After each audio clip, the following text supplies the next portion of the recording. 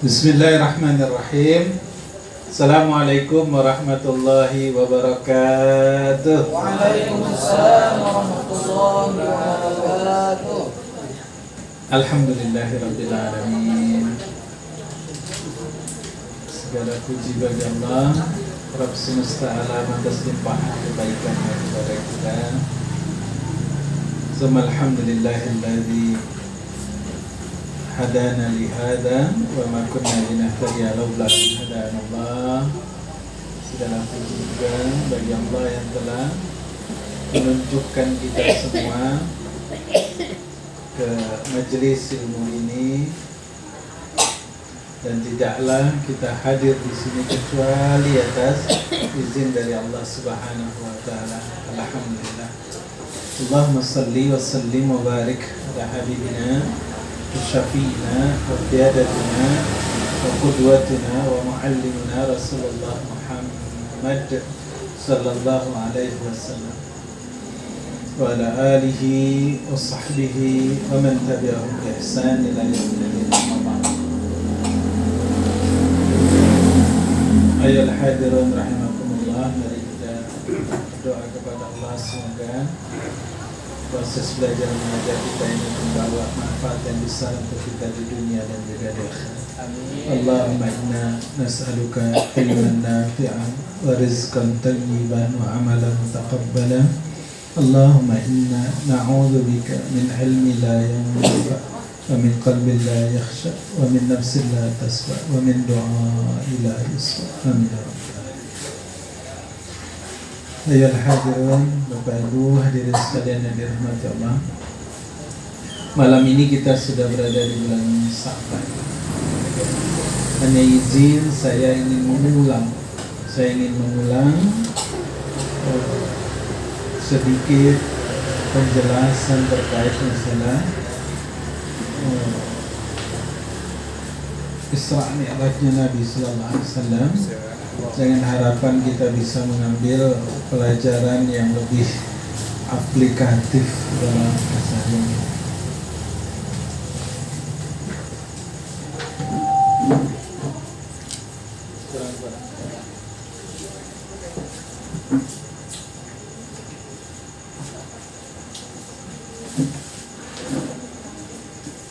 Izin saya menulis ya.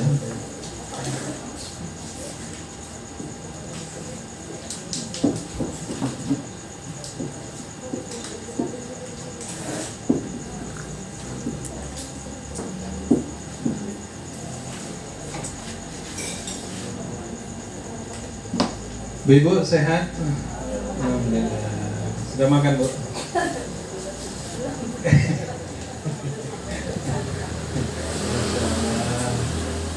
Kita dah dalam mudah. Izin, Pak. Saya ingin mengulang. Kalau tadi ada yang hadir di Masjid Ar-Raubah, temanya tidak jauh berbeda, hanya beberapa penekanan yang ingin saya sampaikan karena kita punya keluangan waktu. Peristiwa Isra Mi'raj Nabi itu, Bapak Ibu sekalian, dia peristiwa yang luar biasa, ya. Dan latar belakang turunnya juga sangat luar biasa, menarik sekali. Peristiwa Isra Mi'raj itu, kata ulama, adalah tasliyah untuk Nabi SAW. Tasliyah itu artinya hiburan sekaligus penguat untuk Nabi SAW. Ya. Jadi Nabi kita, Nabi SAW, Allah perjalankan dalam kerangka sekali lagi untuk menguatkan Nabi SAW, juga untuk menghibur Nabi. Dan ini nanti menjadi pelajaran buat kita. Kita ambil hikmahnya ya, insyaallah. Bu, ada kursinya, Bu. Ada di sana.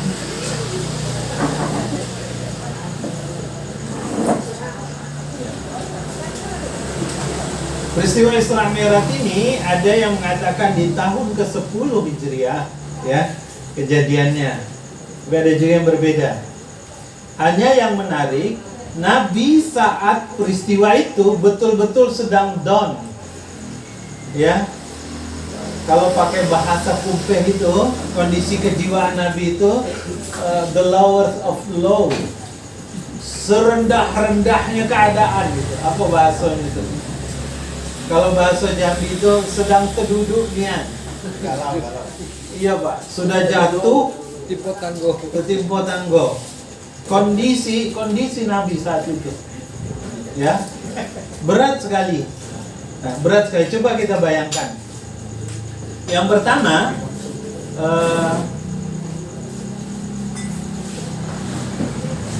peristiwa yang melingkupi ya sebelum peristiwa Isra Mi'raj ini.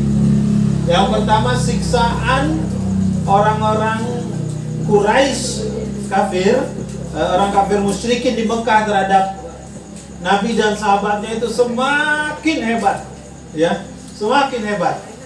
Dan orang-orang kafir musyrikin Mekah itu semakin merasa terancam. Kenapa dia menguatkan kemudian intimidasi dan siksaannya kepada Nabi dan sahabat? Karena dua tokoh besar di Mekah, dua jagoan besar di Mekah, satu Umar, dua Hamzah, masuk Islam. Ya, jadi istilahnya dua tulang punggung di Mekah itu, kekuatan orang-orang Mekah, dua orang sudah masuk Islam. Sehingga kecemasan orang kafir musyrikin itu semakin kuat. Karena kuat akhirnya mereka, karena cemasnya tadi makin tinggi, maka mereka kemudian mengasingkan Nabi dan sahabat, diusir dari kota Mekah. Siapa yang masih memeluk agama Islam harus keluar dari kota Mekah ini. Kalau tidak mau, kalau tetap ingin di Mekah, maka ikuti agama nenek moyang. Maka Nabi, sahabat ya yang memeluk Islam waktu itu kemudian tinggallah di salah satu lembah. Jadi kalau yang sudah umrah haji di Mina ada Jabal Abu Qubais namanya, Gunung Abu Qubais. Di bawahnya itu dekat ke arah Mina ada lembah, itu lembah Abu Thalib namanya. Ya, disitulah Nabi, sahabat-sahabat 3 tahun tinggal. Tidak boleh ada hubungan dagang, tidak boleh ada kirim makanan, tidak boleh ada pertukaran, pokoknya segala hal. Pernikahan juga tidak boleh, hubungan jual beli tidak boleh. Selama 3 tahun, ya, 3 tahun, sampai akhirnya kemudian Allah rusak ya perjanjian di dinding Ka'bah itu, sehingga kemudian Nabi dan sahabatnya kembali ke rumah masing-masing di Mekah. Tapi apa yang terjadi? Karena 3 tahun itu bukan cuma makan tidak normal. Ada yang makan itu makan sampai diceritakan paling susah itu makan jange, kulit kambing yang keras-keras itu, yang ketemu ketika mereka buang air kecil berbunyi sepertinya benda keras, diambil ternyata kulit binatang direbus. Macam mana dia makan, macam itu pula keluarnya, tidak berubah, ya, sehingga banyak yang sakit. Dan yang menarik apa yang terjadi, Abu Thalib waktu itu kan sudah uzur. Abu Thalib walaupun dia tidak memeluk Islam, tapi dia ikut dalam embargo itu, blokade itu, diisolasi itu di lembah memang di Sayyid Abu Thalib itu. Balik dari sana, jadi 2 orang yang terdampak terasa berat sekali. Satu Abu Thalib, satu Khadijah, istri Nabi. Abu Thalib itu dialah yang selama ini jagoin Nabi. Jadi kalau ada orang mau ganggu Nabi, itu dia harus berhadapan dengan Abu Thalib. Kalau bahasa kita tuh langkahi dulu mayatku. Dia yang memberi garansi siapapun jangan coba-coba ganggu Muhammad. Balik dari situ ya, tahun 678 ke 9 Hijriah, Abu Thalib sakit dan meninggal, wafat. Sejak peristiwa itu tidak ada lagi yang menjaga Nabi Muhammad, sehingga orang kafir musyrikin di Mekah itu leluasa sekali menyakiti Nabi. Di saat itulah cerita-cerita Nabi lagi sujud ditarik sorbannya, terseret ke belakang, hampir kehabisan napas, ditolong oleh sahabat. Nabi disiram pakai isi perut unta itu, ditutup bahkan pakai perut, bukan cuma disiram isinya, ditutup gitu. Pakai perut unta itu kan. Nabi kehilangan orang yang menjaga dia dari gangguan eksternal. Oke. 2 bulan kemudian Khadijah wafat. Khadijah ini adalah penenang Nabi. Kalau ada masalah di luar, balik ke rumah, Khadijah lah yang kemudian menenangkan Nabi, menghibur Nabi, membuat hati Nabi menjadi nyaman lagi, jadi sejuk lagi. Kalau ada masalah, Khadijah luar biasa memberi. Ya, salah satu kelebihan Khadijah dalam sejarah adalah, dan ini yang membuat Nabi tidak pernah bisa move on dari Khadijah. Aisyah satu kali pernah cemburu gitu. Kenapa sih masih nginget-nginget nenek, maaf bahasanya kurang lebih, kenapa sih masih nginget-nginget nenek tua itu? Kenapa? Aku kan masih gadis, masih maaf perawan dan sebagainya. Kenapa marah sama Nabi? Dia memberiku keturunan, kau tidak. Dia membantuku, kau tidak. Dia segala macam dibuat. Khadijah, kata dia, hakadha wa hakadha, kata Nabi kepada Aisyah. Khadijah itu enggak ada bandingannya. 2 bulan kemudian Khadijah wafat juga. Nah, pasca kematian 2 orang ini, Nabi kehilangan penjaga dari gangguan eksternal. Nabi juga kemudian tidak ada lagi penenangnya di rumah. Ya, jadi di tahun itu Nabi kemudian sudah berpikir bahwa sudah tidak aman lagi tinggal di Madinah. Tinggal di Mekah. Karena setiap orang bisa ganggu dia. Dan di rumah pun tidak ada lagi yang menenangkan Nabi gitu. Jadi balik ke rumah itu, maaf, dewek.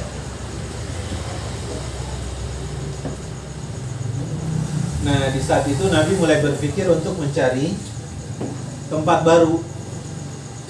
Akhirnya Nabi memilih Taif. Masya Allah. Bu, siapa yang sudah ke Taif, Bu?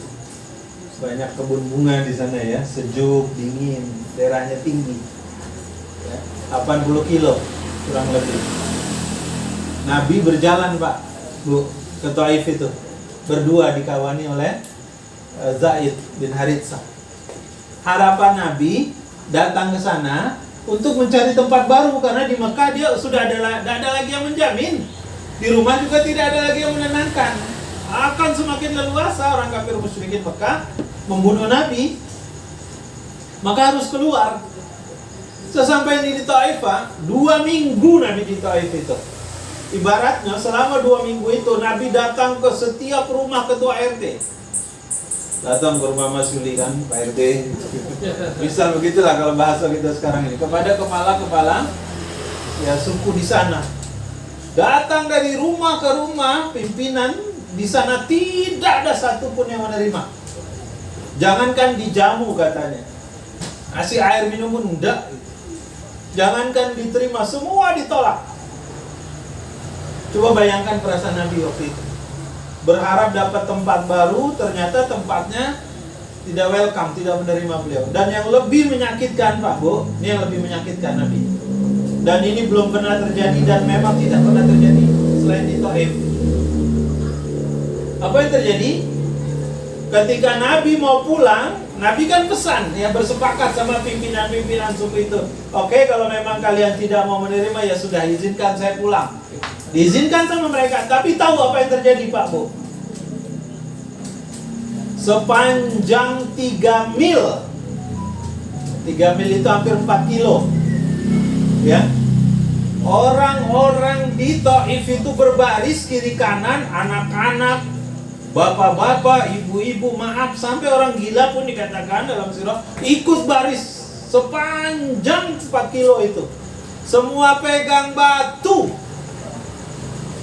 Kebayang nih kalau Nabi dilempari, Nabi berlari, sampai Nabi nggak kuat lari waktu itu, diangkat, dibopong sama Zaid. Dalam sirah itu dibilang muka Nabi berdarah, kaki Nabi berdarah, bahkan urat kaki Nabi hampir putus karena banyaknya batu yang melempari Nabi itu. Kalau cuma semeter, 100 meter yang melempari,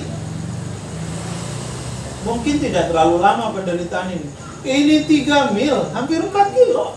Nabi itu di kiri kanannya dilempari batu, tapi Allah tetap, alhamdulillah Allah jaga Nabi tetap hidup waktu itu. Jadi niatnya membunuh Nabi itu luar biasa. Kalau kita ke Taif kan ada batu yang apa? Di atas bukit ya. Yang secara hitungan logika mestinya batu itu jatuh, tapi sampai hari ini batu itu tidak jatuh kan? Karena Allah memiliki rencana lain. Dia Nabi selamat di kebun kurmanya, Adas namanya, ya.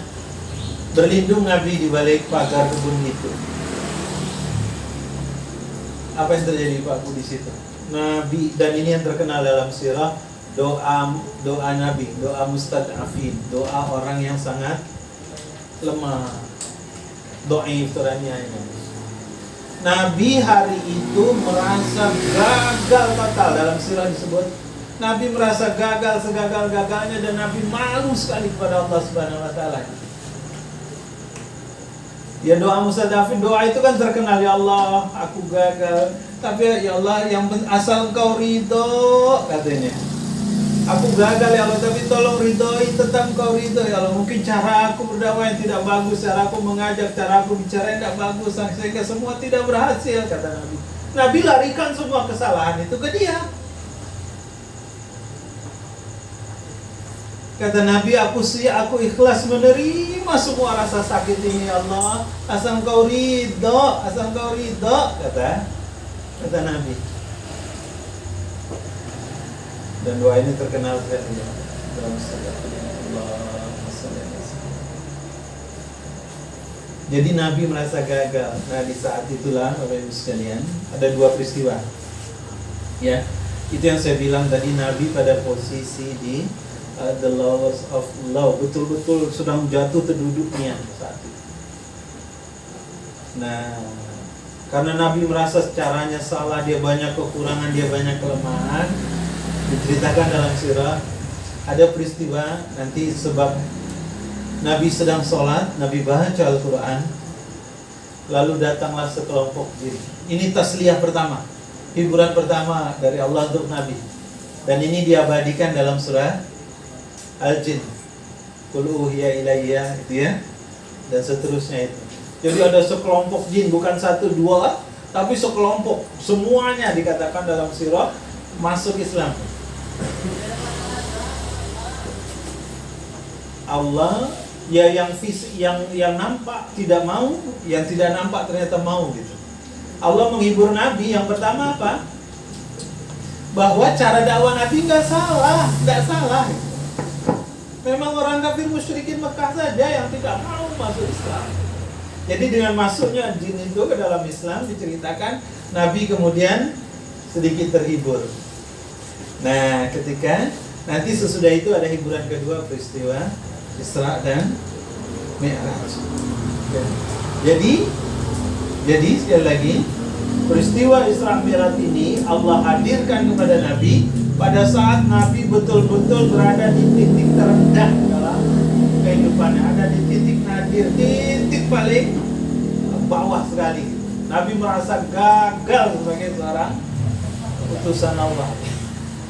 Ibaratnya dia merasa gagal sebagai ayah, merasa gagal sebagai ibu, merasa gagal kalau kita mungkin sebagai anak lah. Nah kalau Nabi ketika beliau merasa gagal sebagai utusan Allah itu, maka Allah hibur Nabi. Ya, satu tasliyahnya dengan masuknya para jin, lalu yang kedua peristiwa Isra. Nah itulah yang melatar belakangi peristiwa Isra Mi'raj itu. Ya. Walaupun nanti misalnya dalam surat Al-Isra itu disebut minal masjidil haram ilal masjidil aqsa, tapi dikatakan dalam sirah Nabi sebetulnya tidak langsung. Nabi kemudian Allah perlihatkan Madinah, Yasrib. Kata ulama sirah, Allah sedang mempersiapkan pengetahuan Nabi. Jadi Allah perlihatkan Yasrib kepada Madinah kepada Nabi SAW. Seolah-olah isyarat dari Allah ini kota bagus. Dari Yasrib lalu mampir lagi ke kuburan Nabi Musa, mampir lagi ke kuburan Nabi Isa, kemudian ke Bethlehem, kemudian baru ke Al-Aqsa. Di sana bertemu dengan para nabi. Jadi kalau Bapak Ibu bertanya, kita tidak usah pertanyakan itu. Maksudnya apa? Percaya saja kita bahwa Allah hadirkan seluruh nabi di Masjidil Aqsa saat itu, dan Nabi Muhammad, Nabi kita, kemudian jadi imam. Seolah-olah peristiwa itu menjadi pelantikan bagi Nabi bahwa dia adalah Sayyidul Anbiya wal Mursalin. Dialah pemimpin, imamnya para Nabi dan para Rasul. Nah, Masya Allah. Jadi peristiwa Isra Mi'raj itu innahu huwas sami'ul basir. Di penutup ayat 1, subhanalladzi asra, itu innahu huwas sami'ul basir.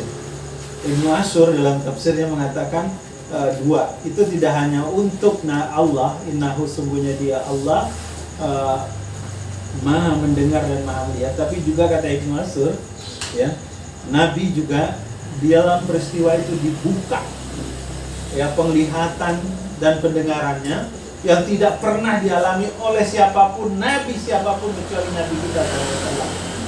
Karena pada peristiwa Isra dan Mi'raj itu Nabi melihat neraka, Nabi melihat surga, Nabi juga bertemu dengan Dajjal.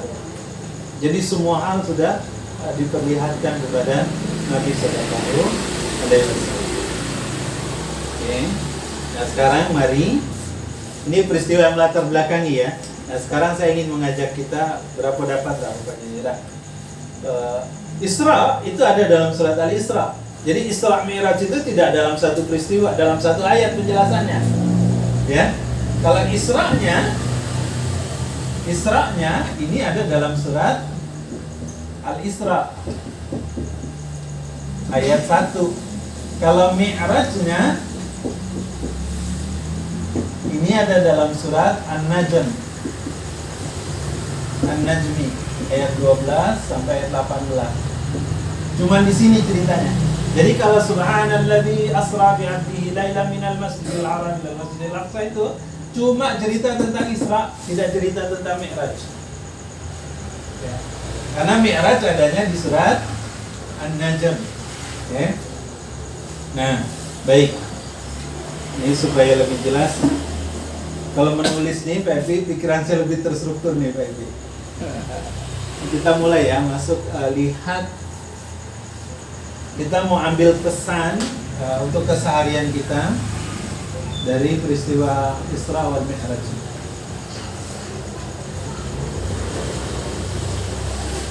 Yang pertama, Bapak Ibu sekalian, surat ini diawali dengan kalimat tasbih.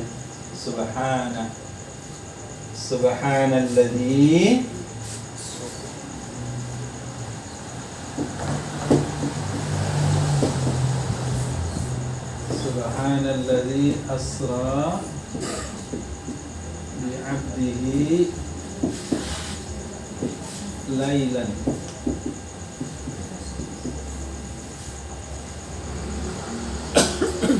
Sampai sini dulu.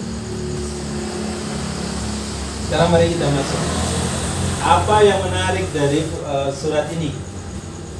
Ya, ada beberapa poin. Setiap kata-katanya memberi pesan luar biasa, ya. Sekarang mari kita lihat. Yang pertama, ayat ini dimulai dengan kalimat tasbih, subhana, ya. Maha suci Allah. Artinya maha suci. Kalau pakai terjemah Depak, ya. Maha suci Allah. Maha suci Allah yang memperjalankan hambanya di waktu, memperjalankan malam hari hambanya di waktu malam, sebahagian malam. Okay. Kita kupas ya sekarang ayat kalimat per kalimat, kata per katanya. Ya. Pertama, ayat ini dimulai dengan kalimat tasbih. Subhana. Dan yang menarik, di dalam Al-Quran ada 7 surat yang dimulai dengan kalimat tasbih. Ada surat yang dimulai dengan kata kul. Ada berapa, Bu? Surat dalam Al-Quran yang dimulai dengan kata kul. 3. Kulhu, Al-Falaq, An-Nas. Ada lagi? Qul ya ayyuhal kafirun. 4 berarti. Ada lagi? Tadi al-jin yang sebutkan. Qul ruhiya. Misal itu. Jadi surat yang dimulai dengan kata qul ada 5. Ada surat yang dimulai dengan alif lam mim. Ada berapa?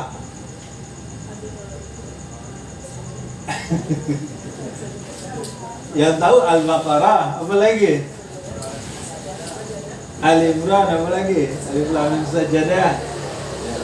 Ada yang dimulai dengan Hamim. Ya. Ada yang dimulai dengan Alif lam ra. Beberapa gitu. Nah, surat yang dimulai dengan kalimat tasbih itu namanya surat Al-Musabbihat. Ya, surat Al-Musabbihat. Contoh ya. Jadi ada 7 nih. Ada 7 surat yang dimulai dengan kalimat tasbih. Ya, 2 di Mekah, 5 di Madinah. Yang 2 itu satu, yang 2 di Mekah itu satu Al-Isra, satu Al-A'la. Ya. Dan yang menarik itu, coba lihat. Kalimat tasbihnya beda-beda. Ya. Kalau di Al-Isra ini pakai kata subhana. Nanti di tempat lain pakai kata sabbaha. Ya. Di Al-Hadid, Al-Hasr, As-Saff itu pakai kata sabbaha. Nanti ada juga yang pakai kata yusabbihu. Yusabbihu itu di surat Al-Jumu'ah At-Taghabun. Ya, yusabbihu. Ada lagi yang pakai kata sabbihisma. Nah, kalau ini hafal kalau kita. Sabbihis. Apa bedanya? Apa bedanya? Kalau ini bahasa Arabnya, ini namanya kata benda. Ya Pak. Izin saya pakai pena saya yang besar.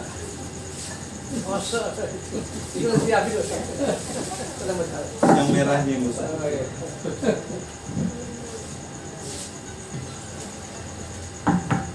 Kita perhatikan terus kita ambil kesimpulan nanti di ujung ya. Jadi subhana ini namanya masdar kalau bahasa Arab. Kata benda dia ini. Ya, masdar. Kalau sabbaha ini fi'il, kata kerja. Ini namanya fi'il madi. Fi'il madi. Kata kerja. Kata kerja pakai OB lah ya.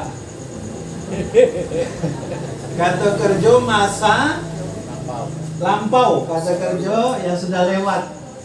Masa lalu, masa lampau. Ya, kalau bahasa Inggrisnya apa tuh? Past tense. Kalau yusabbihu ini fi'il juga. Tapi mudhari'. Mudhari' itu kata kerja sekarang, besok, ya, sekarang, besok, dan yang akan datang, yang akan datang ya. Ya, kata kerja juga dia. Sama nih kata kerja. Ini madi, ini mudhari'. Kalau sabbihis ini fi'il amr. Kalimat perintah. Nah, dan sampai sini sekarang mari kita lihat pesan. Menarik ya. Maaf kalau ini di surat Al-Isra. Ini Isra surat ke-17 ya dah. Kalau Sabbahani surat apa baik tadi? Ada yang hafal? Al-Hadid, Al-Hasr, dan As-Saff. Ya. Nih. Kalau yusabbihu ini di surat At-Taghabun, ini sekalian belajar surat kita ya. Ini yang betul. At-Taghabun dan Al-Jumu'ah. Nah, kalau perintah surat Al-A'la. Nah. Halo Bang Koji. Bang. Koji. Ya Bang nyuruh ningan.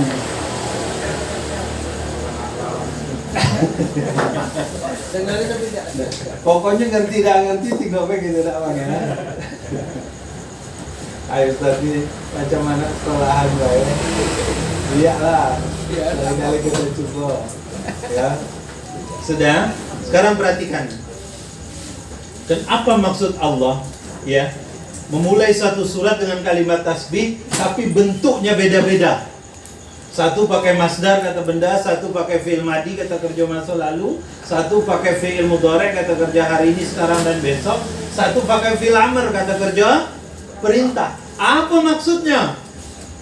Apa maksudnya? Nih kita tengok sekarang ya. Yang pertama, ketika pakai kata sabbaha, nih. Ketika pakai kata sabbaha, Allah sedang memberitahu kalau sabbaha ini artinya kan telah bertasbih kepada Allah. Artinya sudah. Artinya makhluk Allah yang dulu-dulu yang lama-lama sudah banyak yang bertasbih kepada Allah. Artinya kalau kita bertasbih hari ini dan tasbihnya dikit pula, cuma habis sholat baik, kalah kita sama orang dulu. Ada yang tasbihnya maaf ya, pakai hitungan, pakai target. Jadi tasbih, ketika kita bertasbih jangan cepat-cepat bangga pula merasa hebat gitu. Kenapa? Orang dulu sudah banyak yang bertasbih. Oh, kalau yusabbihu kata kerja fil mudhari. Saat ini kalau kita tidak bertasbih, di tempat lain orang bertasbih. Kita tidur, orang lain bertasbih. Kita main, kita sibuk, kita nonton, kita HP-an, kita games. Orang lain sedang bertasbih. Sama seperti azan. Dia tak 24 jam tidak pernah berhenti di bumi ini, sambung menyambung orang azan. Macam itu pula orang bertasbih ini, sambung menyambung tidak berhenti. Jadi kalau kita tidak bertasbih, ketinggalan kita. Nah, kalau kata benda, ini kan masdar nih ya. Apa maksud masdar? Masdar itu maksudnya kata yang tidak terikat oleh waktu dan tempat. Kalau ini kan terikat oleh waktu, sudah dulu. Kalau ini sekarang dan besok, gitu ya. Kalau masdar tidak terikat oleh waktu dan tempat. Mau hari ini ada yang tasbih atau tidak, Allah tetap mulia. Mau di tempat ini ada yang tasbih atau tidak, Allah tetap mulia. Tak kata orang yang bertasbih di muka bumi ini, Allah tetap mulia, tetap suci. Ataupun banyak orang bertasbih galau-galau di muka bumi ini, Allah tidak menjadi mulia gitu. Karena Allah mulia dengan sendirinya. Tak kata orang yang bertasbih, Allah tidak hina. Tetap Allah maha tinggi gitu, maha suci. Ya. Jadi seolah-olah kalimat ayat dalam surat Al-Isra ini pakai kata subhana, pakai kata masdar. Maksudnya apa? Apapun yang terjadi, Allah tidak akan berubah keadaannya. Semua orang bertasbih, Allah tidak kemudian bertambah kemuliaannya. Tidak ada yang bertasbih, tidak pula Allah berkurang kemuliaannya. Tidak. Ya. Jadi Allah ya tetaplah. Dia tidak dipengaruhi oleh tempat, tidak dipengaruhi oleh waktu. Dia maha suci dengan sendirinya. Okay. Nah yang keempat, perintah. Ini fi'il amr. Maka bertasbihlah kamu kepada Allah. Dulu sebelum ini bertasbih, hari ini ayo bertasbih, besok bertasbih dan seterusnya. Ayo terus bertasbih. Dan jangan terpengaruh oleh waktu, jangan terpengaruh lagi semangat, lagi lesu, lagi bahagia, lagi senang, tetap bertasbih kepada Allah. Ya. Tetap bertasbih kepada Allah. Karena tasbih ini kalimatnya enteng, ringan, tapi berat timbangannya di sisi Allah. ya, kalimatani khafifatani. Ya, kata Nabi SAW, kalimatani, dua kalimat khafifatani, yang ringan sekali, ya, pada lisan seorang hamba. Kalimat yang mudah sekali untuk diucapkan, akan tetapi sakilatani fil mizan, tapi berat di timbangan. Habibatani ila rahman, dicintai oleh Allah yang Maha Pengasih Ar-Rahman. Subhanallah wa bihamdihi, subhanallahil. Kok ringan tapi bobotnya berat, kenapa? Nah, ini yang kemudian jadi pertanyaan. Kenapa tasbih ini ringan diucapkan tapi bobotnya luar biasa berat sekali? Kita akan tahu jawabannya dari makna kalimat tasbih. Sekarang mari kita lihat apa makna dari kalimat tasbih, ya. Bagian kedua sekarang. Kita bagi 3 bagian ya, Pak, ya. Cerita perkataan ini bagian ketiga. Sekarang bagian kedua. Jadi kalau pesan dari bagian pertama ini, ya, dulu orang sudah bertasbih, hari ini besok dan akan datang pasti akan selalu ada orang yang bertasbih. Kita mau bertasbih atau tidak, Allah tetap Maha Suci. Oleh karena itu maka bertasbihlah terus kepada Allah. Kenapa? Karena dia ringan tapi berat dalam timbangan mizannya Allah Subhanahu wa taala. Ya. Sekarang yuk kita lihat apa makna tasbih.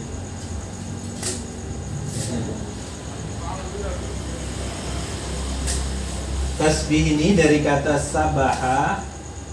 Ini apa ya? Belajar ngaji pokoknya kita. Sabahan.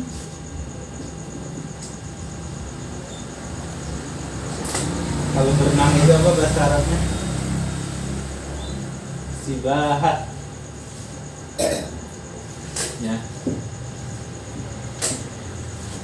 Ini dalam bahasa Arab artinya al-marrus sari' fil ma'i, ya, fil hawa'i, bergerak. Ini arti kata sabaha itu bergerak cepat. Ya, kata Imam Ar-Raghib Asfahani, bergerak cepat fil ma'i fil hawa'i, baik di air ataupun di udara, bergerak cepat. Jadi dari kata sabaha ini nanti banyak pula artinya di dalam misal dalam surat Yasin, wa kullu fi falaki yusabbihun, dan setiap bintang-bintang itu yusabbihun, bergerak menurut garis. Yusabbihun itu bergerak menurut garis edarnya, surat Yasin ayat 40 itu. Ya, was-sabihati sabha, surat An-Nazi'at, dan malaikat itu turun dari langit sabha dengan cepat sekali gitu. Ya, sabbaha sama akar katanya, jadi bergerak dengan cepat. Kuda kalau larinya cepat juga sabbaha namanya. Bahkan ya, kalau kita selalu bekerja terus dan tidak, ya bekerjanya itu dengan cepat. Di dalam Al-Quran ini disebutkan dalam surat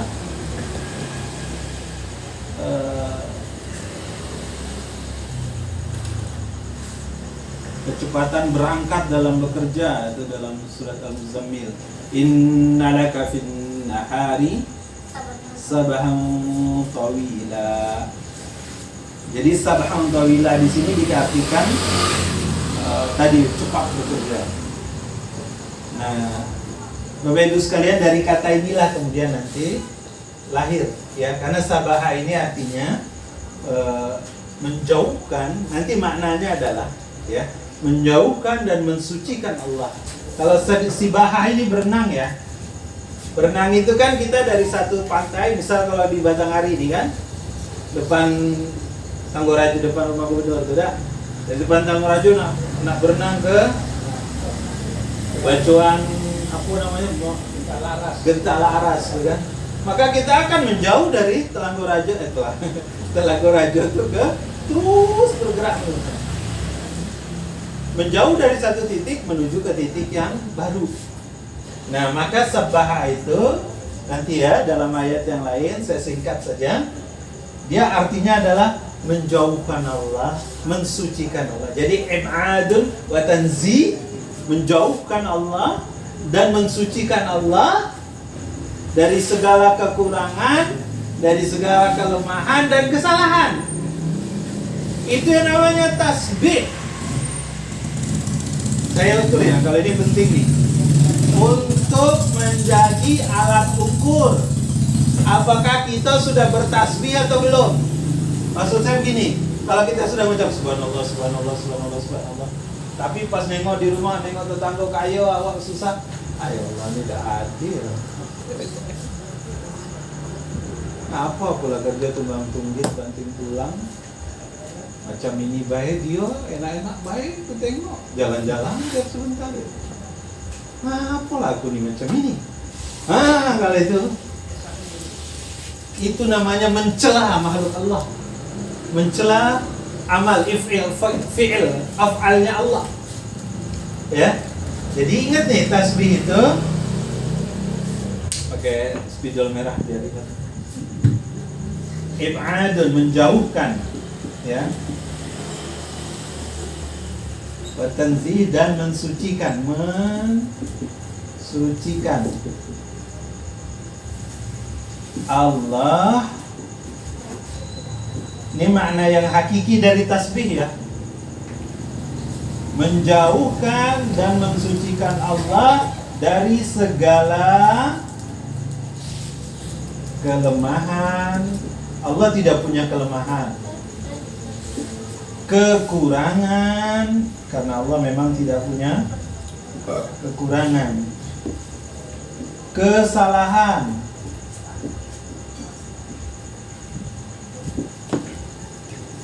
Ada orang lahir matanya sikok, wah ya Allah salah cetak nih. Enggak, bukan Allah ya. Jadi hakikinya tasbih itu sabahan, sibaha itu menjauhkan Allah, mensucikan Allah dari segala kelemahan, kekurangan, dan kesalahan. Artinya apa? Yang ada dalam pikiran kita, Allah itu sempurna. Nah,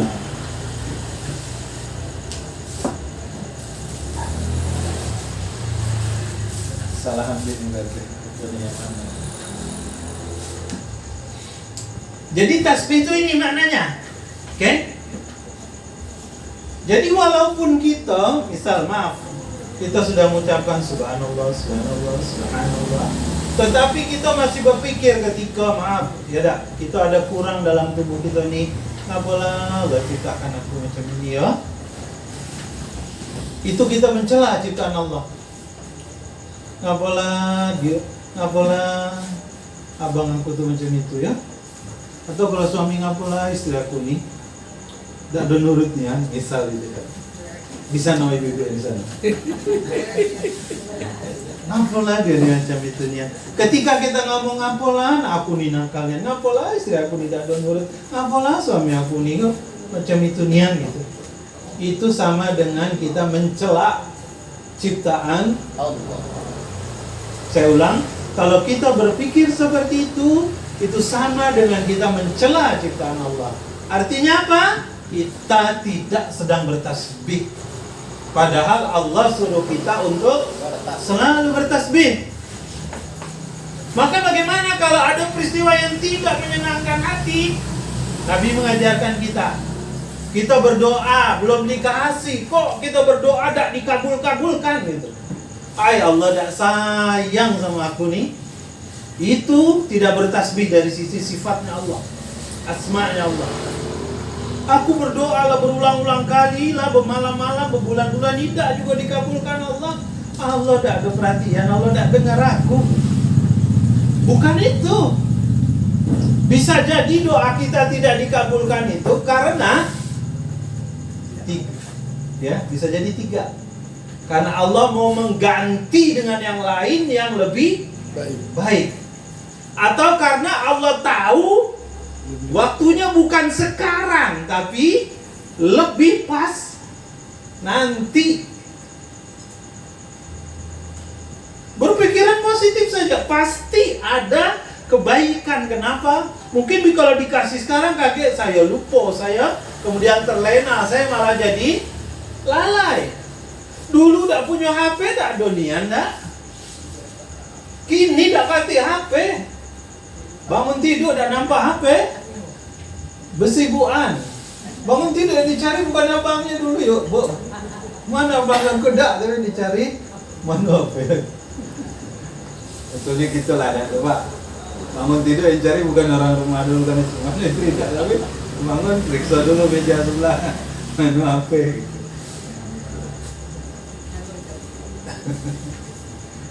Jadi balik ke sini. Jadi sabbaha itu begini maksudnya, ya. Maka orang yang bertasbih itu, dia orang yang selalu yakin bahwa Allah sempurna. Kalau ada sesuatu yang dia inginkan tidak dipenuhi Allah, maka dia berpikir, nih Allah pasti, menurut Allah ini tidak baik untuk saya nih. Atau bisa jadi Allah menunda. Atau bisa jadi Allah mau mengganti dengan yang lebih baik. Jadi dia positive thinking, berpikir positif terus kepada Allah. Itu yang namanya menjauhkan Allah, mensucikan Allah dari segala kekurangan, kelemahan, apalagi kesalahan. Ya, itu makna tasbih. Apalah orang gaji 15 juta, gaji aku dari tahun ke tahun sejuta tulah, atau naik misal gitu kan. Bisa jadi kalau dikasih 5 juta, awak lupa. Makin besar gaji, makin besar pula utang. Karena kendaknya banyak, ya. Oke, sudah ya. Ini makna dari tasbih. Maka kalau kita bertasbih, Allah suruh bertasbihlah. Artinya apa? Jauhkan Allah, sucikan Allah dari segala kelemahan, kekurangan atau kesalahan. Allah bukan tempatnya kesalahan. Allah tidak ada kelemahan. Allah tidak ada kekurangannya. Kalau ada sesuatu yang kita rasa kurang dalam hidup saya, itu bukan karena Allah. Kalau Allah sempurna, apa dalam surat At-Tin itu Allah katakan, laqad khalaqnal insana, untuk manusia saja misalnya, laqad khalaqnal insana fi ahsani taqwim. Sungguh kata Allah, aku ciptakan manusia itu dalam sebaik-baik bentuk. Masing-masing kita ini bentuk sebaik-baiknya. Kalau sama kalau yo begawi, payah nyari orang rumah. Orang rumah bingung dia nak milih siapa nih gitu. Itu pula rahasianya ya. Oke, ini yang kedua. Jadi makna tasbih sekali lagi yang hakikinya adalah bukan sekedar mengucapkan subhanallah, subhanallah, subhanallah, tapi maknanya adalah menjauhkan Allah dari segala kekurangan, kelemahan, mensucikan Allah, membersihkan Allah dari pikiran-pikiran kita yang seolah-olah mengatakan Allah itu punya kelemahan, punya kekurangan gitu. Oke, itu makna tasbih. Baik, ini pengantar untuk masuk ke dalam ayat itu. Ya, sekarang kita mulai masuk ke ayatnya supaya lengkap pemahaman kita. Ingat, ini pakai kata benda ya, masdar namanya. Artinya apa ya? Tidak dipengaruhi oleh waktu dan tempat. Baik, sekarang kita hapus.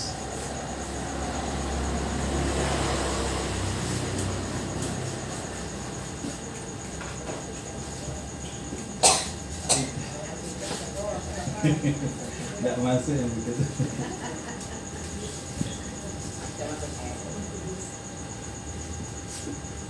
Jadi baik, kita mulai ya, masuk ke dalam ayat per ayatnya. Subhana. Ya, subhana tadi maha suci. Maksudnya apa? Allah Maha suci. Allah tetap sempurna. Allah tetap sempurna apapun yang terjadi. Tidak ada kekurangannya, tidak ada kelemahannya, tidak ada salahnya. Allah sempurna. Itu makna pertama. Sekarang alladzi asra. Alladzi ini yang asra ini berjalan di malam. Arti asra ini sara, isra itu artinya berjalan ya di malam hari. Jadi kalau ada nama suku Bani Israel gitu. Karena ada orang dulu bapaknya namanya Yakub, dia suka berjalan di malam hari, maka dia punya julukan Israel. Anak-anaknya, keturunannya disebut Bani Israel. Salah satu cabangnya Yahudi gitu. Ya, Yahuda. Oke. Jadi Asra ini jalan di malam hari. Maha suci Allah yang memperjalankan di malam hari.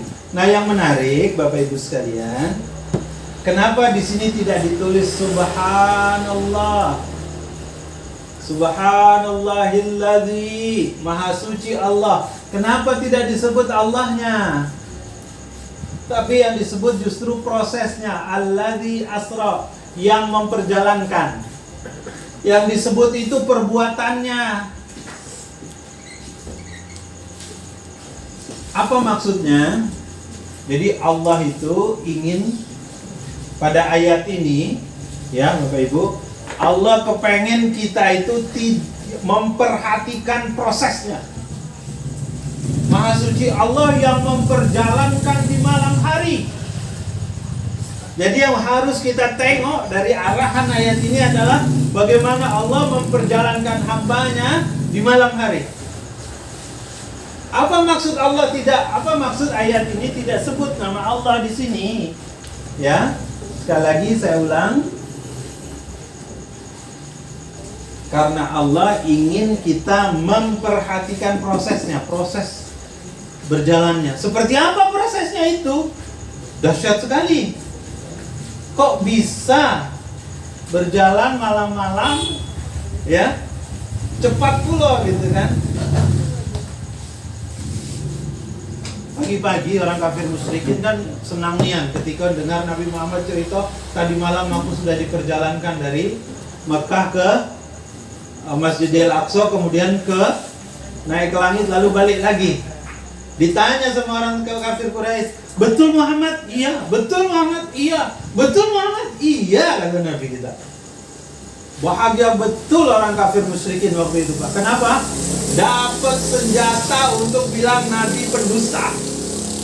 Selama ini kan dia bilang Nabi tukang sihir, Nabi apalagi itu, orang gila, Nabi penyair, segala macam, tidak mempan. Kenapa? Tidak terbukti. Nah, kalau ini tiba-tiba pagi-pagi Muhammad SAW, Nabi kita, ngaku jalan dari sini, tadi malam diperjalankan dari Mekah ke Palestina, balik ke Mi'raj, kemudian balik lagi ke Palestina, balik lagi ke Mekah. Nah, sudah kena nih kata. Kalau bahasa logika sekarang, sudah kena nih. Iya. Kalau ada orang, misal Pak Evi ngomong sama Pak Evi, pagi-pagi, tadi malam saya pergi ke Amerika, balik lagi kemudian, dan saya pergi ke Amerika, transit dulu di Kuala Lumpur. Dari Kuala Lumpur saya ke Amerika, dari Amerika balik lagi, baru sampai pagi ini. Pak Evi percaya tak? Sekarang tak. Macam-macam baik. Iya. Kedua ini gitu. Itu bahasa kini. Apa lagi bahasa dulu? Dari sini Kuala Lumpur 2 jam. Ke Amerika 12 jam. Malamnya cuma 12 jam. Lah ini bolak-balik sudah 28 jam. Ada iya. Gitu kan. Belum lagi urusan tiketing dan segala macamnya gitu kan. Zaman sekarang baik, tidak masuk akal itu. Ya, aku makan pagi di Jakarta, makan siang di Irian, Papua, makan malam di Jepang misalnya. Oh iya, ada masalah. Ya. Nah, Itu kan peristiwa yang luar biasa perjalanan itu. Ya. Kalau dulu ya memang nggak masuk akal. Ya, kalau sekarang dengan kemajuan ilmu pengetahuan dan teknologi, semua sudah apa yang nggak mungkin, apa yang hari ini pun orang sudah berpikir tentang black hole, Yes. Portal. lubang Doraemon, pintu Doraemon. Tahu dah? Doraemon sama Nobita tuh buka pintunya, look, keluar tahu-tahu sudah di planet lain ya. Padahal cuma buka pintu aja. Orang Jepang sudah menghayal gitu. Karena dari teori black hole itu, lubang hitam besar. Ya. Wallah alam bisab, mana yang benar itu. Tapi kemajuan teknologi sekarang dahsyat sekali. Dulu orang sebut bahwa bagian paling kecil dari satu benda itu namanya debu. Kemudian ketemu lagi ilmu, oh namanya bukan debu, atom. Orang sudah menganggap atom paling kecil. Ternyata ada lagi temuan baru. Inti atom. Iya, inti atom yang terdiri dari nukleus itu ya, proton dan elektron itu. Orang pikir itu yang sudah paling kecil, yang tidak nampak oleh mata gitu. Ternyata ada lagi yang paling kecil, Pak. Namanya quark. Quark itu yang paling kecil, ada lagi yang lebih kecilnya lagi namanya unquark gitu. Oh, ada lagi yang lebih kecil lagi namanya field. Kok tidak terbayang itu? Macam mana membayangkannya? Sampai orang yakin ada hal yang gaib gitu. Sekarang ilmuwan sudah yakin pada itu. Bagaimana mereka percaya pada hal-hal yang tidak nampak tapi berpengaruh? Contohnya adalah magnet. Kalau ada dua kutub, ya yang bersamaan pasti saling tolak menolak. Bendonya udah ada tapi kok dia tolak menolak? Atau kalau berbeda tarik menarik, ya.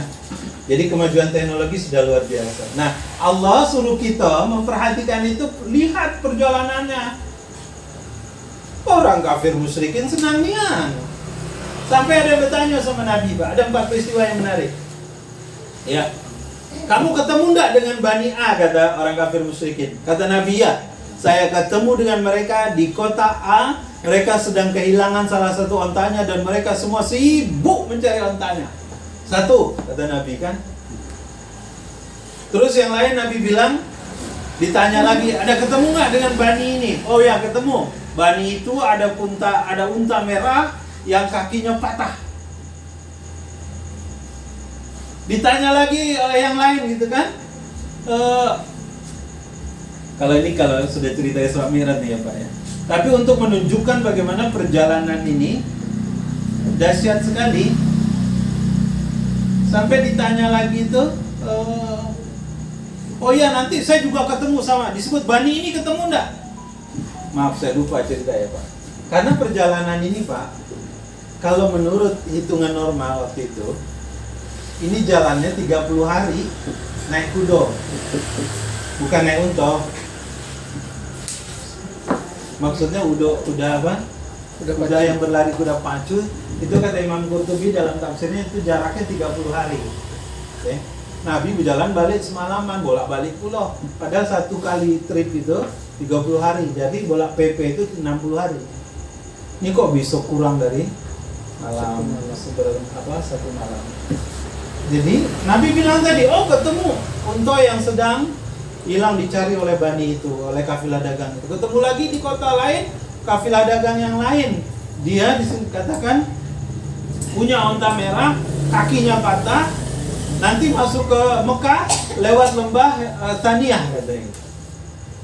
Ditanya lagi ketemu sama Bani itu enggak? Ketemu kata Nabi. Bani itu minumannya habis karena diminum oleh untanya. Ketemu, ditanya lagi kemudian. Sampai ditanya oleh orang kafir musyrikin kepada Nabi itu, berapa jumlah perumputnya? Maksudnya apa? Tukang rumputnya kan. Setiap kafilah itu bawa onta, mereka juga bawa tukang rumput. Oleh Nabi disebut lagi. Masya Allah. Jadi akhirnya apa yang terjadi Pak? Sampai yang terakhir bertanya, orang yang paling sering, jadi orang Mekah yang paling sering ke Aqsa itu, dia nanya berapa pintu Al-Aqsa? Gitu.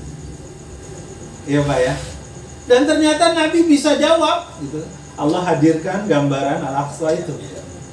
Kalau yang tadi itu unta yang hilang dicari-cari, ditunggu nian orang itu datang, Pak. Ternyata betul untanya hilang dicari, mereka beributan, begabutan nyari Allah. Ada yang punya unta merah masuk dari lembah Sania, betul juga unta merahnya ada, kakinya patah, masuk dari lembah itu juga.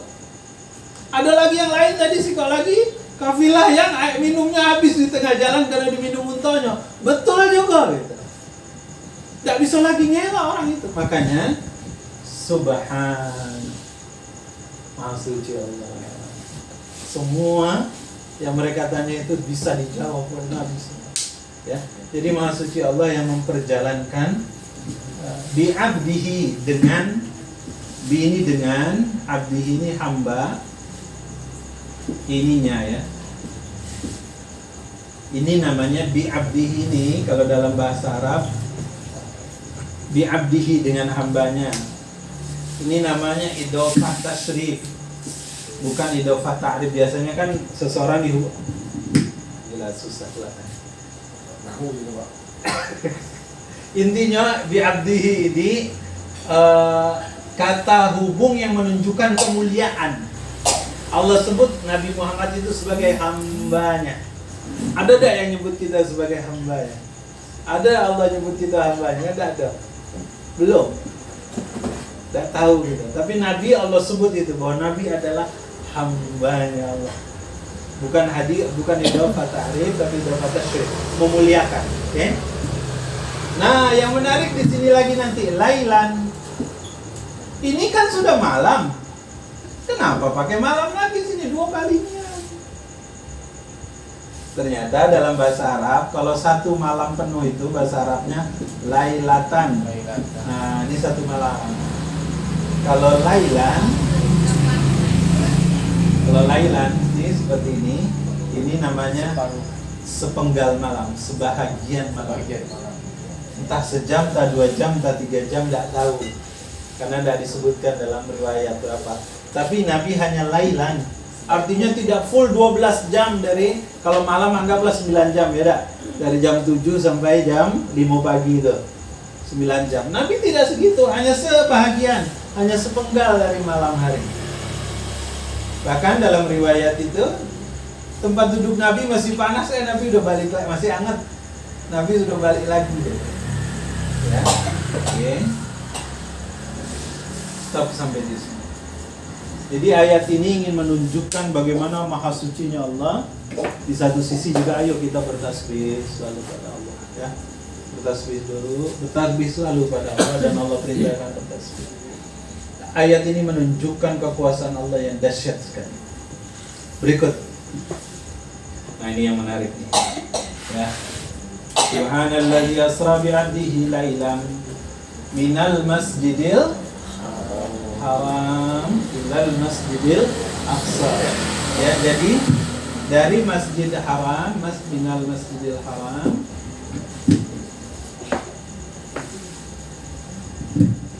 minal masjidil haram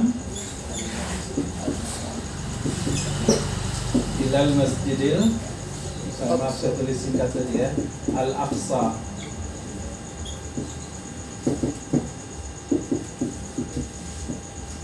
Dari masjid di Mekah, Masjidil Haram Ka'bah, ke Masjidil Aqsa di Palestina. Nah, Bu, Imam Asy'arawi dalam tafsirnya bilang begini, ya, tafsir Asy'arawi.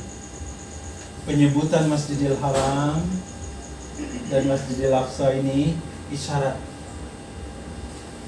dari dan ke, maka manusia itu mulailah kehidupannya dari masjid, akhiri ke masjid juga.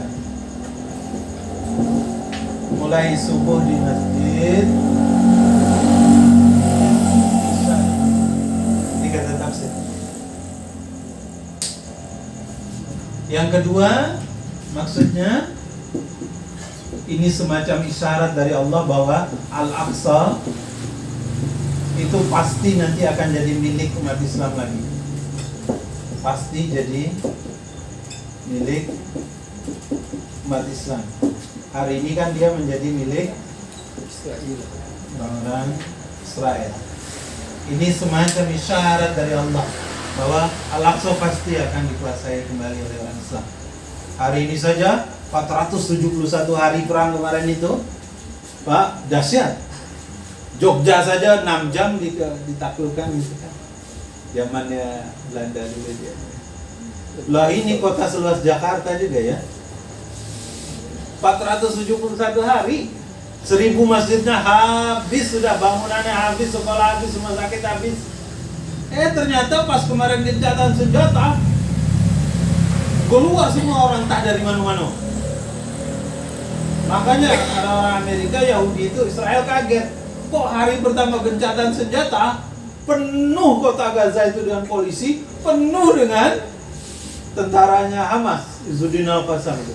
Kemana orang-orang ini gitu? Padahal sudah bertonton. Jadi bom yang dijatuhkan ke Gaza itu, Pak, itu 2 kali lipat dari bom yang dijatuhkan ke Hiroshima Nagasaki. Hiroshima Nagasaki itu separuh bom yang dijatuhkan di Gaza. Nagasaki hancur, menyerah. Ini 2 kali lipat, bukan yang menyerah. Malah kemarin bergembira ria. Bingung dunia itu, kok ada orang-orang ini pada kemana dia kemarin gitu. Rupanya mereka ada di terowongan-terowongan. Jadi anak-anak muda Palestina itu diceritakan demi mereka mempertahankan Al-Aqsa, siang mereka kerja, malam mereka kemudian berebut untuk jadi pekerja penggali lubang terowongan itu. Itu ribuan anak muda Palestina yang bekerja itu. Sampai jalannya sudah ratusan kilo gang-gang di dalam bawah tanah itu. Ada yang hanya khusus untuk orang berjalan 1 orang, ada yang bisa untuk motor, ada yang bisa untuk mobil 1 jalur, ada, kita belum lihat ya Pak. Saya sudah lihat videonya. Ada yang terowongan untuk mobil macam 2 jalur, mobil truk besar-besar bisa lewat. Ribuan anak-anak muda yang siang bekerja, malam mereka menggali terowongan. Dan itu hasilnya sekarang dahsyat. Semua mereka lakukan untuk apa? Menjaga Masjid Al-Aqsa supaya jangan sampai lepas dari tangan Islam. Kalau tidak mereka, siapa lagi? Jadi kalau ada hari ini yang peduli terhadap Palestina, berarti dia peduli terhadap Al-Aqsa. Subhanalladzi asra bi 'abdihi lailan minal masjidil haram ilal masjidil aqsa alladzi barakna hawlahu. Nih untuk malam ini supaya jangan panjangnya. Alladzi barakna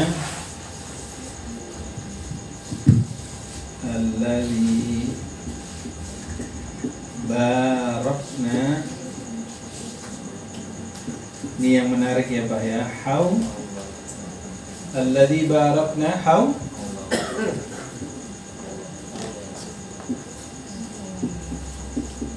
Nah, perhatikan ini. Yang Masjid Al-Aqsa yang diberkahi haulahu, diberkahi di sekitarnya. Ini Pak, 2 poin ini. Jadi Masjid Al-Aqsa itu masjid yang diberkahi oleh Allah. Dulu Pak, zaman Nabi sebelum Nabi Muhammad, ini Masjid Al-Aqsa ini betul-betul yang paling seperti hari ini posisinya seperti Ka'bah Pak. Dulu. Jadi betul-betul disucikan, dimuliakan, pokoknya dirawat itu Al-Aqsa. Tapi kemudian sejarah, ya Al-Aqsa Palestina dikuasai oleh Babilonia, orang-orang Persia. Kemudian tempat itu dijadikan tempat yang tidak baik. Ditambah lagi kemudian dikuasai oleh berganti Romawi yang berkuasa. Orang Romawi dengan agamanya Pak. Al-Aqsa jadi tempat buang sampah Pak. Maka apalagi ditambah mereka membunuh para nabinya di situ, mereka berapa nabi yang mereka bunuh di sana segala macam, mereka langgar aturan Allah gitu. Sehingga kemudian tertutup keberkahan Masjidil Aqsa ini. Padahal dia sama seperti Al-Haram yang juga berbarokah. Tapi oleh karena kelakuan manusia maka hilang dan nampak keberkahan. Orang-orang Palestina, Hamas, Izzuddin al-Qassam, mereka sedang menjaga, mereka tahu keberkahan ini. mereka jaga. Barakna haulahu. Nah, ini tafsir nih, Pak. Jadi ulama mengatakan haulahu ini bukan maqam tapi maknawi.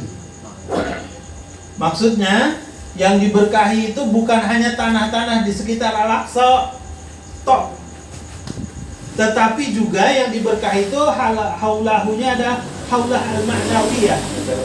Maksudnya apa? Siapapun yang peduli terhadap Al-Aqsa, walaupun dia tempatnya hanya ribuan kilo dari Al-Aqsa, maka dia tetap mendapatkan keberkahan ini. Ini mufassir ini, Pak. Jadi ini haulahnya bukan haulah maqami, tapi haulah maknawi.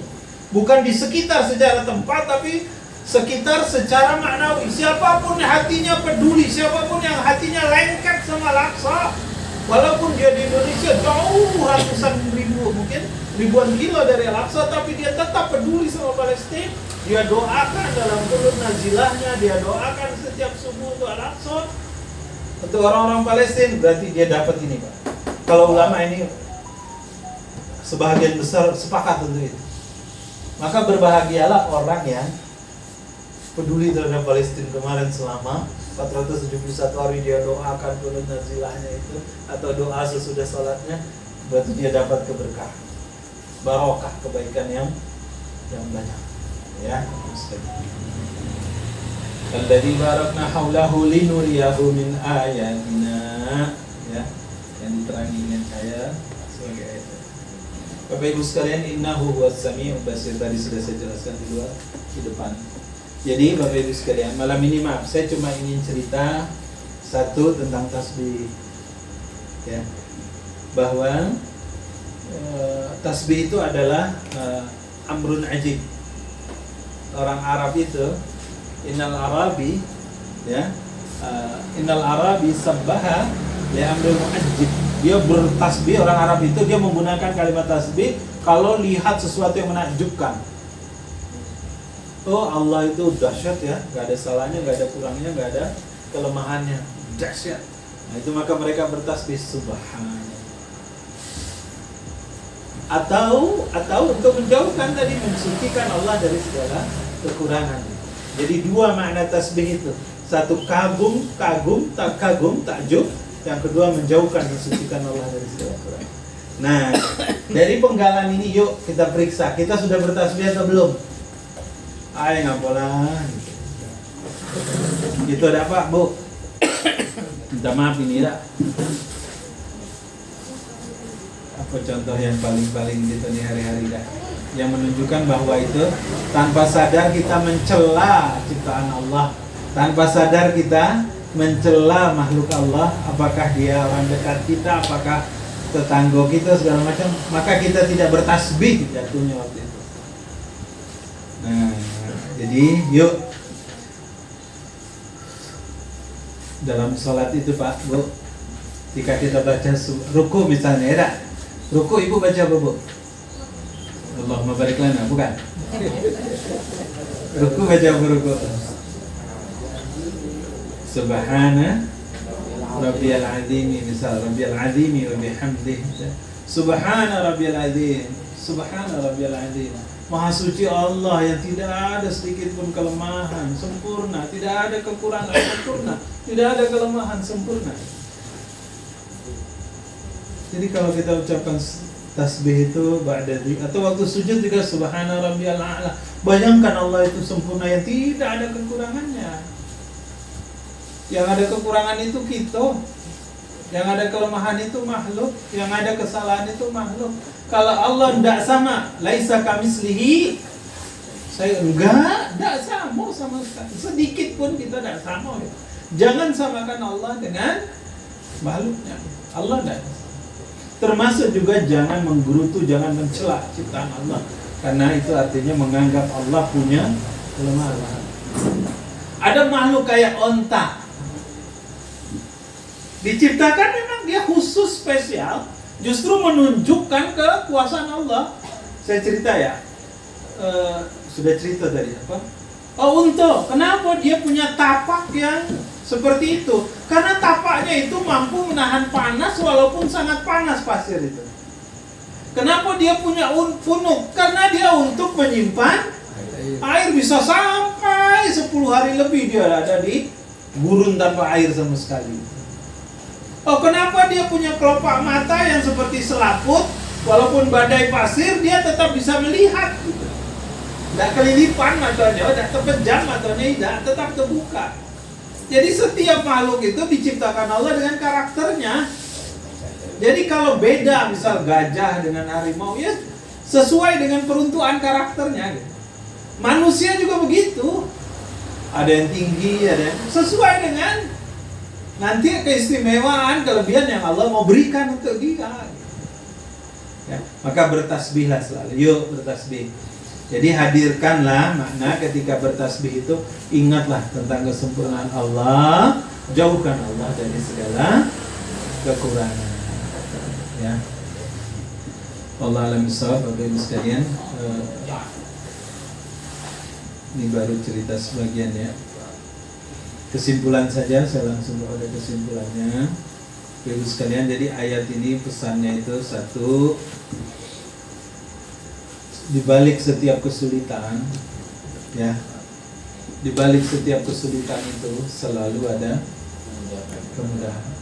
Nabi dari titik terendah kemudian, masya Allah, dengan Isra Mi'raj itu menjadi titik anjaknya untuk kemudian bangkit ya. Karena Allah beri kemudahan. Jadi itu pelajaran pertama dari peristiwa Isra itu. Lalu pelajaran kedua adalah, jika kita dapat kesusahan, obatnya cuma satu, obat utamanya satu, sholat. Jika kita dapat kesulitan, maka obatnya adalah sholat. Wasta'inu bis-sabri was-salah wa taala. Wa innaha lakabiratun illa 'alal khashi'in. Nanti di ayat 150 apa itu? 2 ya. Wasta'inu bis-sabri was-salah innallaha ma'as-sabirin. Salat itu adalah penolong. Innas salata tanha 'anil fahsya'i wal munkar. Itu yang kedua pesannya. Lalu yang ketiga adalah hiasilah kehidupan. Ini agar kita menjadi mulia, maka mulailah dengan sujud. Mulailah aktivitas kita dengan sujud. Akhiri juga dengan sujud.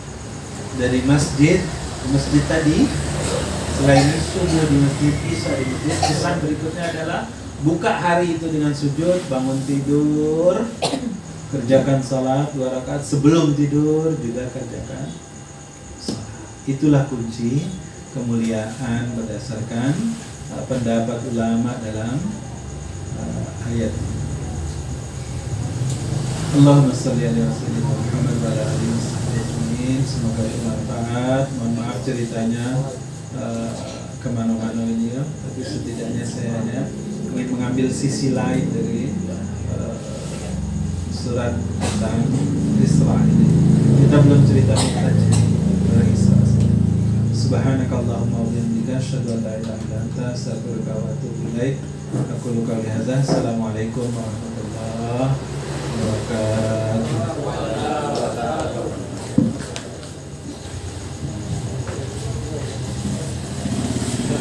Masya Allah, tabarakallah. Terima kasih Tuan Guru yang telah menyampaikan kepada kita semua. Mungkin masih banyak materi-materi yang luar biasa lagi. Ini baru pembukaan awal yang beliau sampaikan, insya Allah.